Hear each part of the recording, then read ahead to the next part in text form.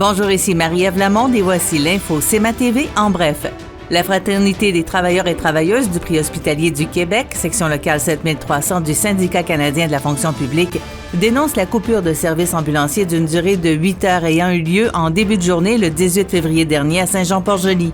Cette rupture de service, dit-on, aurait été causée par l'incapacité de l'entreprise ambulancière privée Par Action de remplacer les paramédics qui étaient en poste et qui n'avaient pas eu de période de repos dans les 16 heures précédentes. La conversion des horaires de faction dans les zones autour du point de service de Saint-Jean-Port-Joli aurait provoqué un exode des paramédics de la liste de rappel, ce qui ferait en sorte qu'il est de plus en plus difficile de combler les quarts de travail laissés vacants.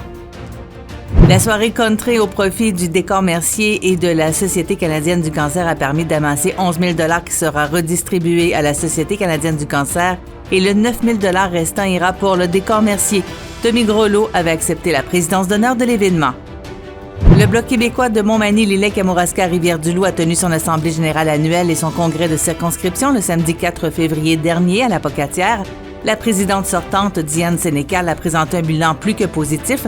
Les membres ont reconduit le conseil exécutif sortant tout en le bonifiant de 2 nouveaux membres. Malgré la pénurie de main-d'œuvre et les appels pour que des retraités reviennent au boulot, une enquête menée par les coops de l'information révèle que bon nombre d'employeurs sont encore réticents à se tourner vers des travailleurs âgés. Et au sport, la course aux séries est bel et bien commencée dans la LHOM.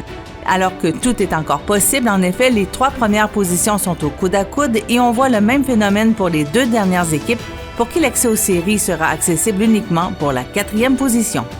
Pour plus d'informations, visitez le cmatv.ca ou suivez-nous sur la page Facebook de CMA TV.